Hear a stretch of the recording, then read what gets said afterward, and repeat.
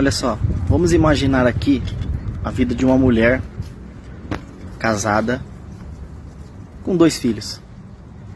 Trabalha fora, cuida de casa, cuida da sua família, é de igreja, não falta ao seu culto, à sua missa, aos seus compromissos da igreja. E por alguma falta, por alguma forma de ver o mundo, ela vem atrair esse marido. A comunidade fica sabendo, seus amigos do trabalho ficam sabendo. E independente da decisão dela de continuar casada, se o marido perdoar e continuar com ela, ou ela separar, enfim. A partir desse momento, ela tenta levar uma vida normal, talvez desistindo do amante e continuando no casamento, ou sozinha, ou com esse amante, enfim. Como você acha que vai ser a vida dela diante desses familiares, dos amigos do trabalho, da igreja, enfim?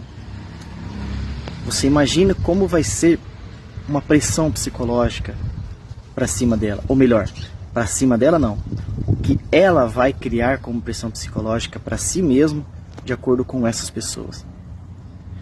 Então, em esgotamento total, desânimo, uma possível depressão, uma ansiedade muito grande, ela comece a ser prejudicada no trabalho, já não consegue mais ir à sua igreja, comungar ou prestar culto ao Senhor, enfim. Frequentemente entrando em um estado de ansiedade, desânimo, vazio, uma possível depressão, começa só a piorar. Até que chega um determinado momento, ela dá um basta e fala: chega, eu não quero mais, eu quero sair daqui. Então ela sai, vai embora para outra cidade, para outro estado, enfim, onde absolutamente ninguém conheça ela. Então ela tenta recomeçar do zero. Ela começa a frequentar uma igreja lá que era da sua doutrina. Ela encontra um trabalho, começa a trabalhar, ela tem uma profissão boa, ela tem conhecimento. Logo ela começa a galgar as etapas do seu trabalho. Em pouco tempo a vida dela muda completamente, volta à sua normalidade, à sua paz interior. Mas a pergunta que eu te faço é: o que de fato mudou dentro dela? E a resposta do que mudou nela é: nada, não mudou nada. Porque as pessoas do seu novo ambiente não sabem do seu passado, não sabem o que ela fez. Consequentemente, ela viveu livre, ela viveu sem esse fardo do erro,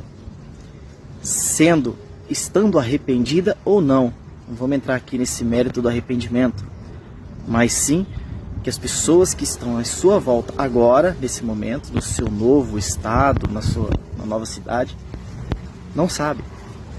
E isso permitiu com que ela vivesse em paz, vivesse alegre, esquecendo o passado, ou melhor, deixando o passado para trás e vivendo como deve viver. Mas agora vem a pergunta-chave, que eu quero que você reflita. Se não mudou nada, e só mudou as pessoas, só mudou o ambiente, a pergunta que eu te faço é: por que ela não conseguiu fazer isso na sua cidade de origem, que foi aonde ela cometeu o adultério? Qual seria a explicação? O porquê que ela não conseguiu o êxito nessa continuidade de vida tranquila, de paz, de trabalho, de sucesso, enfim, mesmo que continuasse ou não com o marido ou encontrasse uma outra pessoa? O que levou essa pessoa a encontrar paz agora? E a resposta é muito mais simples do que você imagina. O ego. Essa pessoa deixou com que o ego dominasse ela, por incrível que pareça. Por que ela não conseguiu reagir dessa nova forma, nessa nova cidade, nesse novo estado, na sua cidade de origem? Por um simples motivo: a pressão da sociedade. Só que entenda que a sociedade ela vai pressionar de qualquer forma, de todos os lados. A questão é que ela não suportou. Por quê? Porque ela se importou com o que os outros dizem. Ela se importou com o julgamento do padre, do pastor, das pessoas da igreja, do seu trabalho, da sua família. Ou seja, ela só pensou nela. Quando você cede a uma pressão da sociedade, das pessoas, do que você está fazendo, você está sendo um egoísta. Porque o seu propósito de vida é muito maior do que opiniões, pensamentos, críticas, julgamentos. É muito maior. Sempre será muito maior. Você precisa viver pelo outro. Então quando você se preocupa com essa opinião, começa a surgir frases na sua cabeça como: o que vão pensar de mim? O que vão falar de mim? E se eu errar? Mas espera aí, eu errei aqui, o que eles vão falar? Percebe que nessa frase é tudo eu, mim, eu. Só que o mundo precisa de você. Assim como o mundo precisa de mim. Todo mundo precisa de todo mundo.